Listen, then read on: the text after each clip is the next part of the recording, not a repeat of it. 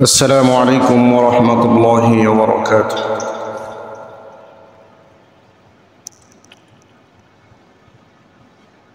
إن الحمد لله الأكرم الذي خلق الإنسان وكرم وعلمه من البيان ما لم يعلم، فسبحان الذي لا يحصى امتنانه باللسان ولا بالقلم، ونشهد أن لا إله إلا الله وحده لا شريك له، ونشهد أن سيدنا وسندنا وحبيبنا وطبيب قلوبنا ومولانا محمدا عبده ورسوله. أما بعد، فقد قال الله تبارك وتعالى في كلامه المجيد وفي فرقانه الحميد: أعوذ بالله من الشيطان الرجيم، بسم الله الرحمن الرحيم. يا أيها الذين آمنوا استعينوا بالصبر والصلاة إن الله مع الصابرين. وقال النبي عليه الصلاة والسلام: الصبر صوابه الجنة، أو كما قال النبي عليه الصلاة والسلام. وقال تبارك وتعالى في شان حبيبه آمرا ومخبرا: إن الله وملائكته يصلون على النبي يا أيها الذين آمنوا صلوا عليه وسلموا تسليما. اللهم صل على محمد وعلى آل محمد كما صليت على إبراهيم وعلى آل إبراهيم إنك حميد مجيد.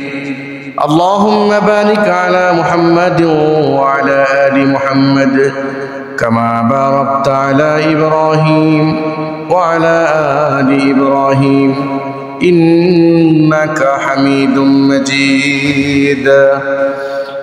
بلغ العلا بكماله، كشف الدجى بجماله، حسنت جميع خصاله، صلوا عليه وآله. صدق الله مولانا العظيم، وصدق رسوله النبي الكريم، ونحن على ذلك لمن الشاهدين والشاكرين، والحمد لله رب العالمين। আলহামদুলিল্লাহ। মুআজ্জিজ হাজিরিন, সর্বপ্রথম সেই মহান রব্বুল ইজ্জত আলামিনের শান দরবারে আমরা কালিমাতুশ শুকর আদায় করছি যে আল্লাহ সুবহানাহু ওয়া তাআলা আজকে এই পবিত্র জুমার দিনে আমাদেরকে দুনিয়াবি বিভিন্ন ধরনের কাজ কারবার থেকে ফারিক করে আল্লাহর গোলামি করার জন্য আল্লাহ পাক আমাদেরকে কবুল করেছেন। সবার আগে আল্লাহর ঘর মসজিদে আসার এবং বসার তৌফিক দিয়েছেন।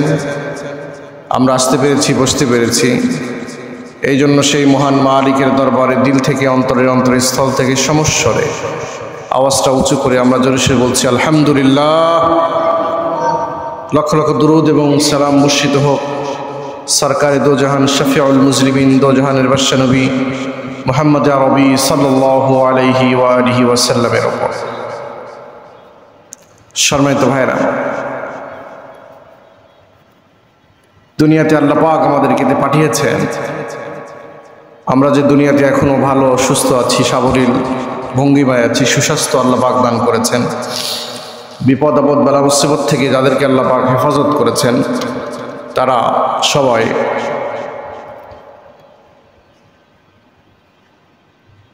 কিছু কিছু সময় কিছু কিছু মুসিবত আল্লাহ সুবহানাহু ওয়া তাআলা তার বান্দাদেরকে দিয়ে থাকেন পরীক্ষার জন্য। আর এই মুসিবত থেকে যারা সবরের মাধ্যমে, ধৈর্যের মাধ্যমে সেটাকে মেনে নেয়, আল্লাহ সুবহানাহু ওয়া তাআলা তার জন্য অফরন্ত নিয়ামত রাজি তথা এই সবরের কারণে তার সম্মান এবং ইজ্জত ওকর বৃদ্ধি করে দেন। সবর কি? সবর হলো ধৈর্য। এই সবরের প্রতিদান কি? নবীজি বলেন আস-সাবরু সাবরুল জান্নাহ, সবরের একমাত্র প্রতিদান হলো জান্নাত। জোরে বলেন সুবহানাল্লাহ।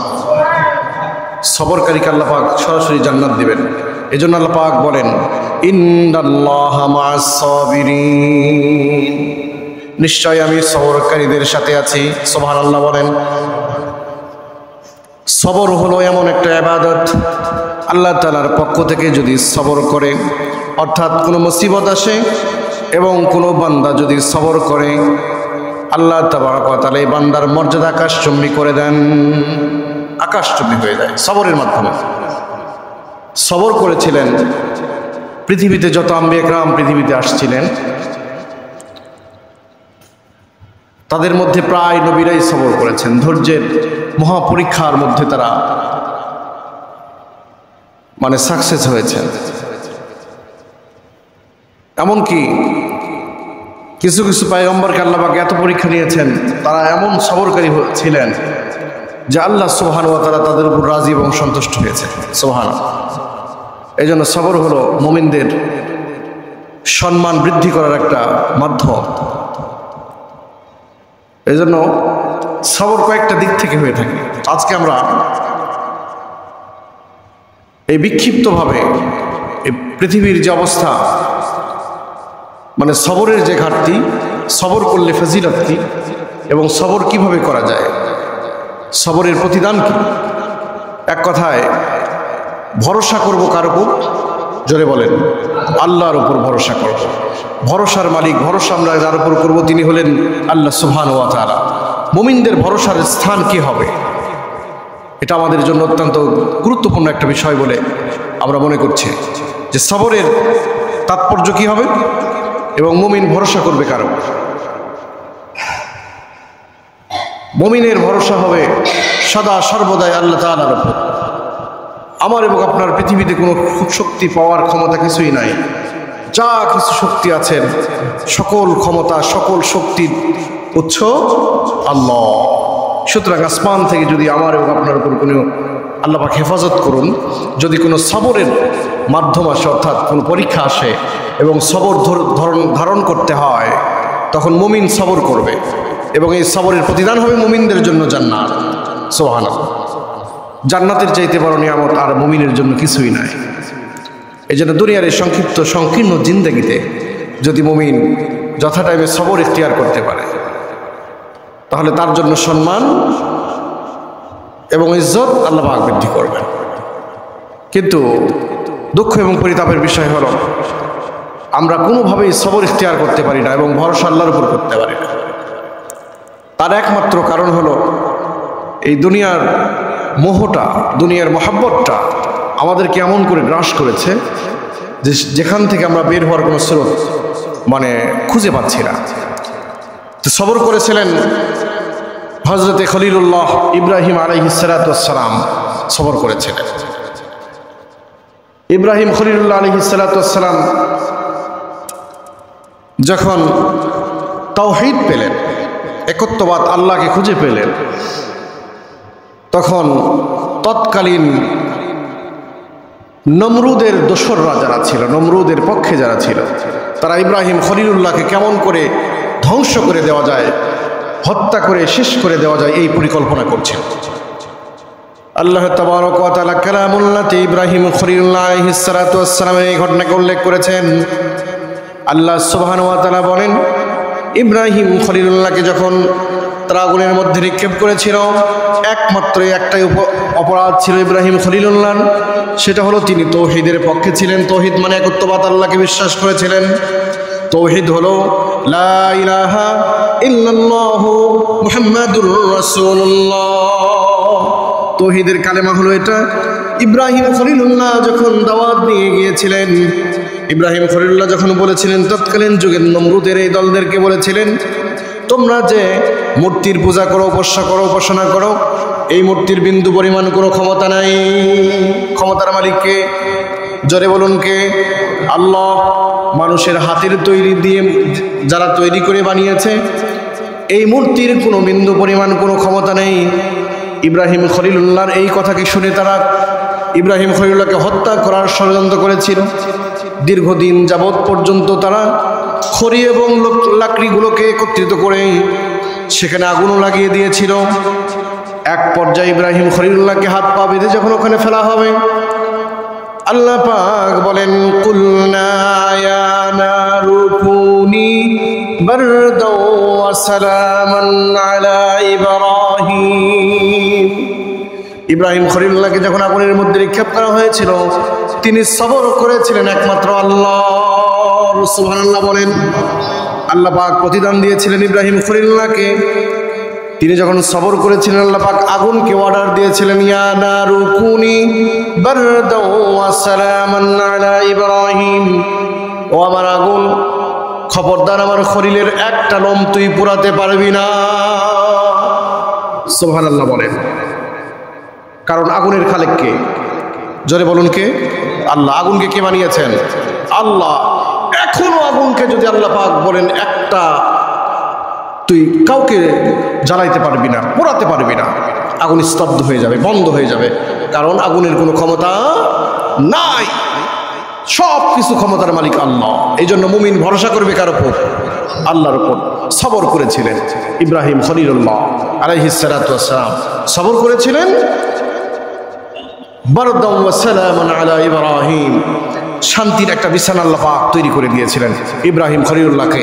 এয়ার কন্ডিশন, যে আমরা যেমন এয়ার কন্ডিশনের মধ্যে বসে আছি, এসির মধ্যে, এই ঠান্ডাও নয় গরমও নয়, একটা মধ্যম পন্থায় এমন একটা সুন্দর শীতল বাতাস, সুন্দর একটা পরিস্থিতি বয়ে যাচ্ছিল যে ইব্রাহিম খলিলুল্লাহ আলাইহিস সালাতু ওয়াস সালাম সেখানে বসে তিনি নির্বিঘ্নে নির্দ্বিধায় আগুনের মধ্যে ঝাঁপ দিতে দ্বিধাবোধ করেননি।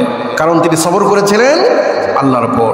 আল্লাহ পাক সম্মান বৃদ্ধি করেছেন, এমন সম্মান বৃদ্ধি করেছেন যে ইব্রাহিম আলাইহিস সালাতু ওয়াস সালামকে মিল্লাতা আবিকুম ইব্রাহিম, পুরা পৃথিবীর জন্য ইব্রাহিম আলাইহিস সালামকে আল্লাহ মিল্লাতে আবি বানিয়ে দিয়েছেন। ইসলামের মিল্লাতের পিতা, ধর্মের পিতা বানিয়ে দিয়েছেন। সুবহানাল্লাহ বলেন। সবর করেছিলেন হযরত ইয়াকুব পয়গম্বর আলাইহিস সালাতু ওয়াস সালাম। ছোটকালে যখন তার ঘরে পুত্র জন্ম নিয়েছিল, 11টা পুত্র সন্তান ছিল হযরত ইয়াকুব পয়গম্বর আলাইহিস সালাতু ওয়াস সালামের। ছোট একটা সন্তান যখন জন্ম নিল, নাম ছিল ইউসুফ। তিনি বললেন, ইন্নী রাআইতু আহাদা আশরা কাওকাবাও ওয়াশ-শামসা ওয়াল কামার রাআইতুহুম লি সাজিদিন। ইউসুফ পয়গম্বর বলেছিলেন, একদিন হঠাৎ করে বললেন, আব্বা আমি আজকে স্বপ্নে দেখলাম যে 11টি নক্ষত্র আমাকে সেজদা করেছে। ইয়াকুব পয়গম্বর আলাইহিস সালাতু ওয়াস সালাম ডাক দিয়ে বললেন, ও আমার পুত্র শোনো, তোমার এই স্বপ্ন তোমার ভাইদের কাছে তুমি বর্ণনা করো না। যদি তোমার স্বপ্ন তোমার ভাইদের কাছে বর্ণনা করো, তোমার ভাইরা তোমার সাথে দুশমনি করবে, তোমাকে হত্যা করার ষড়যন্ত্র করতে পারে। তোমার এই স্বপ্ন তোমার খবরদার তোমার ভাইদের কাছে বর্ণনা করো না। কিন্তু ইয়াকুব পয়গম্বর আলাইহিস সালাতু ওয়াস সালাম যেহেতু নবী ছিলেন, তার 11টা পুত্রের মধ্যে যেহেতু ইউসুফ পয়গম্বর আলাইহিস সালাতু ওয়াস সালাম নবী হবেন, একজন নবী আর একজন নবীকে তো ভালোবাসবেন, আমার তো পুত্র। ছোট এই ইউসুফ পয়গম্বরকে ইয়াকুব আলাইহিস সালাতু ওয়াস সালাম এত ভালোবেসেছিলেন, এত মহব্বত করেছিলেন যে হঠাৎ করে যখন তার ভাইয়েরা কূপের মধ্যে ফেলে দিয়ে তাকে বলেছিল যে আব্বা ইউসুফকে বাঘে খেয়ে ফেলেছে। সূরা ইউসুফের মধ্যে আল্লাহ পাক পরিপূর্ণভাবে এই ঘটনা বর্ণনা করেছেন। ইয়াকুব পয়গম্বর আলাইহিস সালাতু ওয়াস সালাম একটা সবর করেছিলেন তার মহব্বতের বস্তু হারিয়ে যাওয়ার কারণে। আল্লাহ পাক সেই সবরকে বলেছিলেন ফাসবরুন জামিল। ইয়াকুব পয়গম্বর সবর করেছিলেন, একটা সুন্দর একটা সবর করেছিলেন। এই সবরের প্রতিদান আল্লাহ পাক ইয়াকুব পয়গম্বরকেও দিয়েছেন, ইউসুফ আলাইহিস সালাতু ওয়াস সালামকেও দিয়েছেন। জোরে বলেন সুবহানাল্লাহ। এক কথায় সবরের প্রতিদান আল্লাহ পাক নিজে হাতে বান্দাদেরকে দিয়ে দেন। এখনো যদি কোনো বান্দা সবর করে, আল্লাহ পাক এই সবরকারী বান্দাকে পুরস্কার করে দেন, পুরস্কার দিয়ে দেন। আল্লাহ পাক কালামুল্লাহতে বলেন, ইয়া আইয়ুহাল্লাযীনা আমানুস্তাঈনু বিস-সাবরি ওয়াস-সালাহ ইন্নাল্লাহা মা'আস-সাবিরিন। সবরকারীদের সাথে নিজ আল্লাহ পাক রয়েছেন। সুবহানাল্লাহ। সুতরাং সবরকারীর কোনো ভয় নাই। যদি কেউ সবর করে, মুসিবতের মধ্যে সবর করা যায়, এটা হলো মুমিনের সিফাত। মুসিবত কার পক্ষ থেকে আসে? জোরে বলেন, আল্লাহ তাআলার পক্ষ থেকে আসে। মুসিবতের মধ্যে যদি মুমিন সবর করে, মুমিনকে আল্লাহ পাক সম্মান দান করেন। যদি গুনার মধ্যে কেউ সবর করে, গুনাহ হলো এমন বিষয়, আপনার দিল চাই এখন গুনার মধ্যে আপনি লিপ্ত হবেন, কবিরা গুনার মধ্যে লিপ্ত হবেন, অশ্লীল বেহায়া নির্লজ্জ কাজের মধ্যে লিপ্ত হবেন। যদি আপনার দিল চায়, আপনার দিলের সাথে যুদ্ধ করে সবর করলেন, আল্লাহ তাবারক ওয়া তাআলা এই গুনাহে কবিরা থেকে বিরত থাকার কারণে আপনার সম্মান বৃদ্ধি করবে। এই জন্য সবর করা হয়। আল্লাহ তাআলার পক্ষ থেকে যদি কোনো মুসিবত আসে, পরীক্ষার জন্য আল্লাহ পাক তার বান্দাকে সবর করে।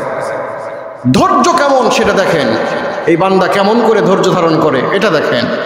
আবার সবর এমন হয় যে শয়তান আপনাকে বারবার প্রবঞ্চনা দিচ্ছে, ধোঁকা দিচ্ছে, সেখানেও যদি কেউ সবর করে যে আমি এখন গুনাহে কাবিরার মধ্যে লিপ্ত হব না, গুনাহ করব না, কারণ আমি ভয় পাই কাকে? আবার আল্লাহকে। যদি এমন হয় তাহলে আল্লাহ পাক সবরকারীকে প্রতিদান দিবেন, কারণ সবরকারীর পাশে থাকেন কে? আল্লাহ। ইন্নাল্লাহা মা'আস-সাবিরিন। সবরকারীদের পাশে থাকেন আল্লাহ। কিন্তু আমরা বর্তমান দেখতে পাই যে যারা আমাদেরকে লিড দেয়, নেতৃত্ব স্থানীয় লোক হন এবং সমাজে, এই সোসাইটিতে, দেশ পরিচালনার ক্ষেত্রে যে কোনো জায়গাতে, তারাও সবরের লেশ মাত্র তাদের মধ্যে নেই, বিন্দু পরিমাণ সবর নেই। নেতৃত্ব স্থানীয় ব্যক্তিদের যদি সবর না থাকে, তাহলে সাধারণ মানুষ সবর শিখবে কোথা থেকে বলেন? শেখার স্রোত আছে কি? নাই। এই জন্য সবর শিখতে হবে উপর লেভেল থেকে। ওপর লেভেল থেকে যদি সবর না করা হয়, পিতা যদি সবর না করে, সন্তান সবর শিখতে পারবে? কথা বলেন, শিখতে পারবে কি? প্রিয় ভাইরা আমার, এই জন্য পিতাকে সবর করতে হবে। ইয়াকুব পয়গম্বর পিতা ছিলেন, সবর করলেন, আল্লাহ পাক সবরের প্রতিদান দিলেন। ইউসুফ পয়গম্বরকে মিশরের প্রেসিডেন্ট বানিয়ে দিলেন। জোরে বলেন সুবহানাল্লাহ। শুধু কি তাই, নবী বানিয়ে দিলেন। নবী পুত্রকে আল্লাহ পাক এত সম্মান দিলেন। ইউসুফ পয়গম্বর ছিলেন এমন একটা নবী, পিতা নবী, দাদা নবী, তিনিও নবী। সুবহানাল্লাহ বলেন। ইউসুফ পয়গম্বরের পিতা নবী, দাদাও কি নবী। হযরতে ইসহাক আলাইহিস সালাতু ওয়াস সালাম নবী ছিলেন। ইসহাকের বাবা, ইসহাক আলাইহিস সালামের বাবা ছিলেন হযরতে ইব্রাহিম খলিলুল্লাহ আলাইহিস সালাতু ওয়াস সালাম। তিনি নবী, বাবা নবী, দাদা নবী, মানে বাবার বাপ নবী, চারটা নবী এক লাইনে তিনি। সুবহানাল্লাহ, এত বড়। তো তিনি সবর করেছিলেন, ইয়াকুব পয়গম্বর সবর করেছিলেন। ফাসবরুন জামিল, এমন সবর করেছিলেন যে আল্লাহ পাক রাজি খুশি হয়েছে, তার প্রতিদান দিয়েছেন আল্লাহ পাক। মিশরের মতন একটা দেশ তৎকালীন যুগের, তাকে মিশরের প্রেসিডেন্ট বানিয়ে দিয়েছিলেন আল্লাহ পাক।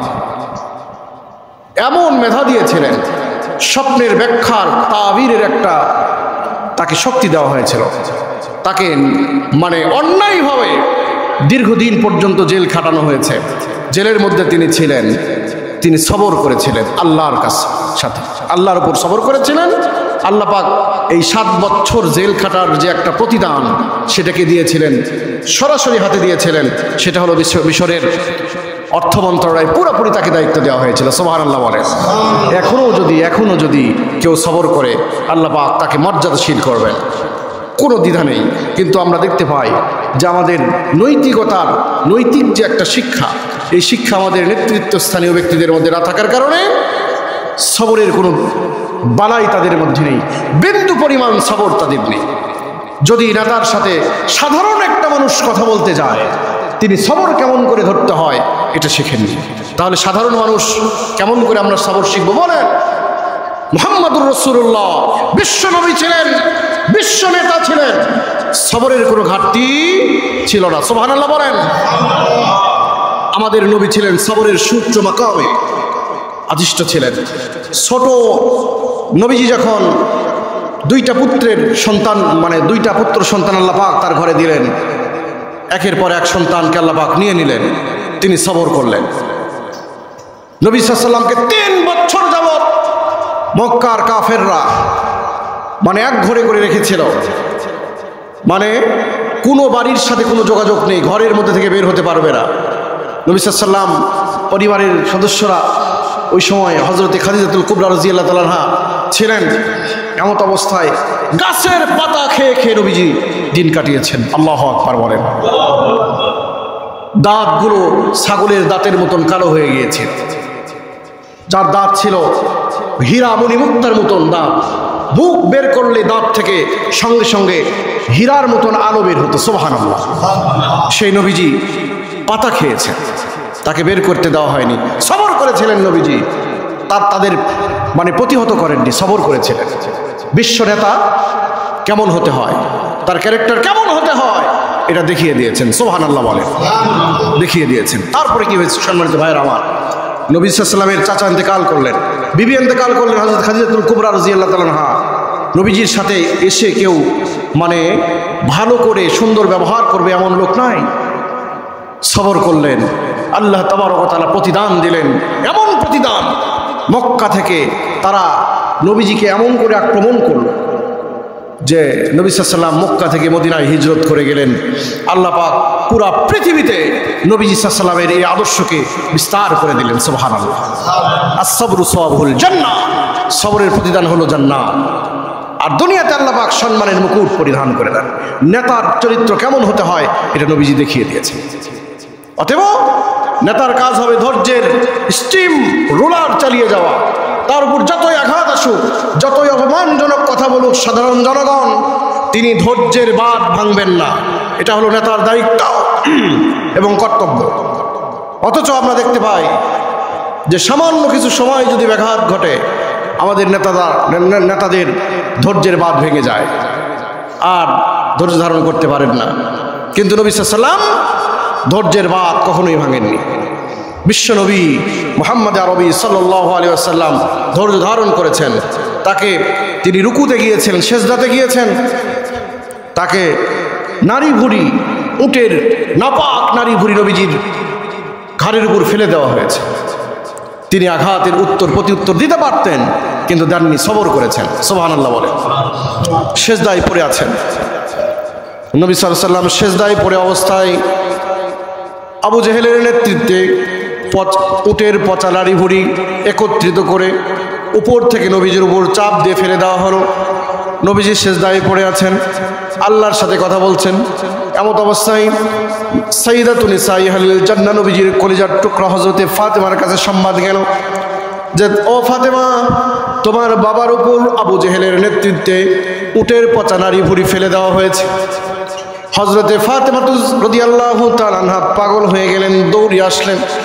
আসার পরে বাবার উপর থেকে, বিশ্ব নবীজির উপর থেকে এই যে এই উটের নারী ভুঁড়িটা বের করে টেনে ফেলে দেওয়ার জন্য বারবার চেষ্টা করছিলেন, কিন্তু পারছিলেন না। কান্না জড়িত কণ্ঠে বললেন, ও মক্কার কাফেররা, আল্লাহর দুশমনেরা, তোদের কি হলো? আমার আব্বাকে এত বড় শাস্তি কেন দিনি? তিনি বারবার টান দিলেন আর বললেন, আল্লাহ, এত কষ্ট দেওয়া হলো, তুমি তাদেরকে শাস্তি দাও। নবীজি বললেন, ও মা, আমি হলাম রহমতের নবী, এদের জন্য বদদুয়ার জন্য আমি আসি নাই। সুবহানাল্লাহ বলেন। বিশ্ব নবী রাহমাতুল লিল আলামিন সবর দেখিয়েছেন। আল্লাহ পাক সম্মানের মুকুট পরিধান করে দিয়েছেন। পুরা পৃথিবীর সমস্ত জায়গাতে ইসলামের বাণী পৌঁছে গিয়েছে। সুবহানাল্লাহ বলেন। আস-সাবরু সাওয়াবুল জান্নাহ, ইন্নাল্লাহা মা'আস সাবিরিন। আল্লাহ পাক বলেন, সবরকারীদের সাথে আমি স্বয়ং আল্লাহ রয়েছি। সুবহানাল্লাহ।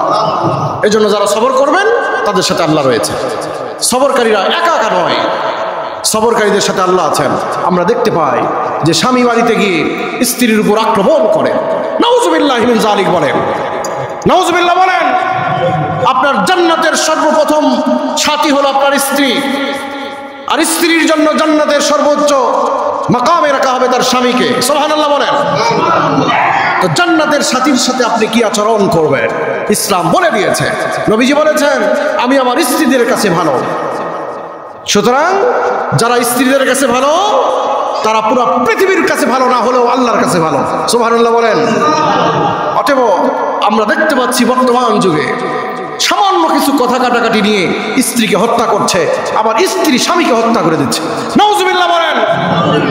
মানে সবরের কোনো বালা নেই, সবরের কোনো লেশ নেই, কিঞ্চিত পরিমাণ সবর নেই পরিবারের মধ্যে। পিতার কাছে সবর নেই, সন্তান শিখবে কিভাবে? মাতার কাছে, মায়ের কাছে সবর নেই, কন্যা শিখবে কেমন করে বলেন? এই জন্য সবর শিখতে হবে একবার উপর থেকে, পিতার কাছ থেকে শিখতে হবে। স্বামী স্ত্রীর মধ্যে পরিপূর্ণ সবরের একটা যে মাধ্যম, যে মহাব্বত, সবরের বিনিময়, এটাকে অবশ্যই চালু করতে হবে। সবাই বলেন ইনশাআল্লাহ। পিতাই স্বামী স্ত্রীর মধ্যে যে সবর করবেন সেটা কি? আপনার বিবি বাড়িতে আপনার সংসার পরিচালনা করেন, দায়িত্ব নিয়েছেন, তিনি দেখাশোনা করেন।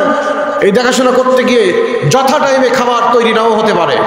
আবার আপনি 7 দিন যাবৎ বাজার করবেন না, বাড়িতে গিয়ে গোস্ত দিয়ে ভাত খেতে মানে খাওয়ার জন্য আগ্রহ জানাবেন, আপনার লজ্জা থাকা দরকার। আপনি 7 দিন, আপনার কি মনে নাই কবে বাজার করেছেন? মনে নাই আপনার? বাড়িতে গিয়ে আধা ঘন্টা দেরি হওয়ার পরে এই বিষয় নিয়ে গন্ডগোল লেগে স্ত্রীকে হত্যা করে দেওয়া হয়েছে। নাউজুবিল্লাহ বলেন। কে কি অন্যায় করলো আপনার এই জান্নাতের পাথেও? এই ব্যক্তিটা পুরা জীবন তো আপনার জন্য উজাড় করে দিল। কি দিল না তিনি আপনার জন্য? কষ্ট করে আপনার সন্তানকে গর্ভধারণ করলো, বড় করলো। আপনি যতটুকু চিন্তা না করেছেন তার চাইতে বেশি আপনার স্ত্রী চিন্তা করে। সুতরাং সামান্য কিঞ্চিত পরিমাণ একটু মানে আপনার স্বার্থের বিঘাত ঘটলে স্ত্রীকে কখনোই মানে আঘাত দিবেন না, কখনোই দিবেন না, ইনশাআল্লাহ বলেন। আর আমাদের এই মাইকের আওয়াজ যে পর্যন্ত শুনে আমাদের এই মহল্লার যে সমস্ত আমাদের মা বোনেরা আছেন যারা স্ত্রীর ভূমিকায় আছেন, তাদেরকে আহ্বান জানাবো, আপনার স্বামীকে কিঞ্চিত পরিমাণ কোনো বিষয় হলে খোঁটা দিবেন না আপনি আল্লাহর রাস্তে। কারণ বিশ্বনবী মুহাম্মদ আরবি সাল্লাল্লাহু আলাইহি ওয়াসাল্লাম ধৈর্য শিখিয়েছেন, স্বামী হিসেবে ধৈর্য শিখিয়েছেন, পিতা হিসেবে শিখিয়েছেন, শিক্ষক হিসেবে শিখিয়েছেন, নেতা হিসেবে ধৈর্য শিখিয়েছেন। জোরে বলেন সুবহানাল্লাহ। প্রত্যেকটা খাতিরে, প্রত্যেকটা জায়গায় নবীজি ধৈর্য শিখিয়েছেন। কিন্তু আমরা আমাদের কোনো ধৈর্যই নেই, ধৈর্যের পদস্খলন হয়েছে, আমাদের বারবার ধৈর্য হারা হচ্ছি আমরা। এই জন্য পৃথিবীর যে ভারসাম্য এটা ধীরে ধীরে নষ্ট হয়ে যাচ্ছে। ইবাদতের মধ্যে ধৈর্য নেই, মসজিদে আসলে ধৈর্য নাই, বাড়িতে ধৈর্য নাই। মসজিদে আসলে তাও সুন্নতের উপর, নফলের উপর কেউ কেউ পাবন্ধ করেন, কিন্তু বাড়িতে যদি কেউ ইবাদত করে তাহলে সুন্নতও পড়া লাগে না, নফলও পড়া লাগে না, আগ্রহ নাই, কারণ সবর নাই। অথচ নবী সাল্লাল্লাহু আলাইহি ওয়াসাল্লাম ফরজ ছাড়া বাকি সব সালাত রুমে পড়েছেন, বাড়িতে পড়েছেন। সুবহানাল্লাহ। নবীজি শুধু ফরজ পড়তেন কোথায়? মসজিদে। সুন্নত আর নফল কোথায় পড়তেন? বিতেরও বাড়িতে পড়তেন, বাড়িতে পড়তেন। আর আমরা বাড়িগুলোকে বানিয়েছি মানে একটা সিনেমা হল জাতীয় নাটকের একটা মঞ্চ বানিয়েছি, যেখানে সালাত আদায় করার কোনো সুরত নাই। বাড়িতে টেলিভিশন, বিভিন্ন ধরনের ছবি তাসবির দিয়ে বাড়িঘর পুরো করে দিয়েছি, সালাতে যে দাঁড়াবো এমন সুরত আমাদের এটাই। এই জন্য ভাইয়ের আমার, সবর শিখাতে হবে বাচ্চাদেরকে, সবর শিখাতে হবে পিতা হিসাবে পিতার জায়গা থেকে, স্বামী হিসাবে স্বামীর জায়গা থেকে সবর শিখাতে হবে, এবং সবর ধৈর্য ধারণ করতে হবে। সবাই বলেন ইনশাআল্লাহ। আজকে আমরা দেখতে পাচ্ছি বর্তমান যুগে এই সবরের অভাবের কারণে প্রত্যেক দিন পত্রিকার পাতায় খুললে হৃদয় রক্তক্ষরণ হচ্ছে আমাদের। আশ্চর্যজনক ঘটনা, সবর নেই। একজন স্বামী বিষণ্ণতার মধ্যে, পুরুষ মানুষ বিষণ্ণতার মধ্যে ভুগছেন। কি ভাই, আপনাকে আল্লাহ পাক হায়াত দিয়েছেন, ইচ্ছা করলে আপনি প্রত্যেক দিন আপনি বর্তমান এই বাজারে 1000 টাকা আপনি অবশ্যই আপনি কামাই করতে পারবেন। 1000 টাকা কামাই করে একটা ব্যক্তির জন্য কি মানে বর্তমান একটা সুযোগ নয়? এটা সাধারণ ব্যাপার কিনা বলেন? 1000 টাকা কামাই করতে পারবে কিনা বর্তমান এই বাজারে? একটা রিক্সা চালানোই তো কমপক্ষে 500-700 টাকা, 1000 টাকা ইনশাল্লাহ তার হয়ে যাবে। যদি উনি একটু সামান্য বুদ্ধি করে চলেন তাহলে ইনশাল্লাহ প্রত্যেক দিন যদি 500 টাকাও বলি তাও দেখা যাবে তিনি তার পরিবারকে নিয়ে মোটামুটি একটু ভালো পর্যায়ে চলতে পারবেন যদি তিনি সবরকারী হন। দেখা গেল গত পরশুদিনের পত্রিকায় দেখলাম, আশ্চর্য হয়ে গেলাম, বিষণ্ণতার মধ্যে ভুগতে ভুগতে উনি আত্মীয় স্বজনের কাছে ফোন করলেন। পুরুষ মানুষ, কন্যা সন্তান, একটা পুত্র সন্তান এবং বিবিকে হত্যা করবেন এই পরিকল্পনা করেছেন। মানে উনি কামাই করতে পারছেন না, রিজিক দিতে পারছেন না, ফোন করেছেন। ওনার বাবা বলল, পত্রিকায় দেখলাম, আপনারা জানেন এটা, ফোন করে বলেছে যে আমাকে ক্ষমা করে দাও, আজকে রাত্রে কিছু একটা ঘটবে। রাত্রে নিজের পুত্রকে হত্যা করেছে, ছেলেকে হত্যা করেছে, মেয়েকে মেরে দিয়েছে, বিবিকেও মেরে দিয়েছে, তারপরে নিজে মরে লটকে আছে। নাউজুবিল্লাহ বলেন। কি বিষণ্ণতায় আল্লাহ পাক আপনাকে বানিয়েছেন দুনিয়াতে এই বিষণ্ণতার জন্য। বিষণ্ণতার মধ্যে কেন পড়ছেন? কারণ নৈতিক জ্ঞানের পদস্খলন হয়েছে আপনার মধ্যে, নৈতিকতা নেই।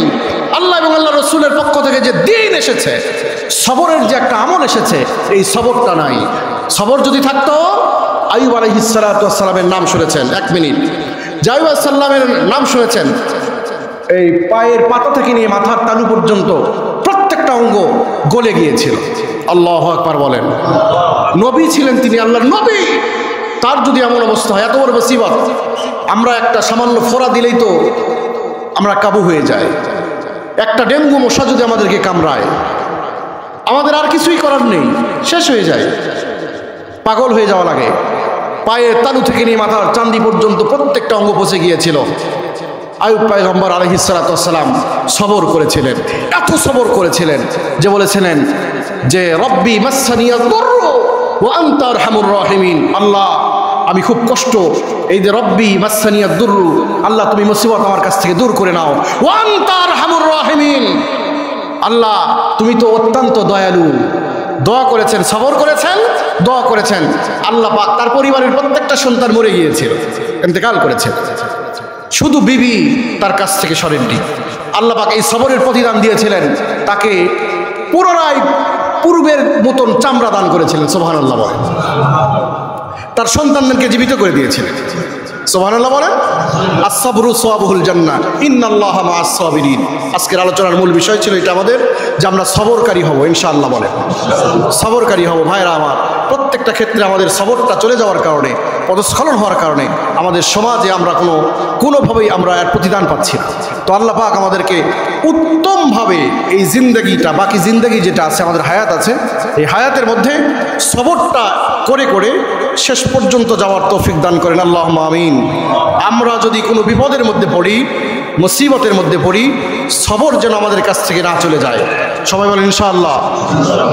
যারা ভালো মানুষ তাদের কাছ থেকে এসে পরামর্শ নেবেন।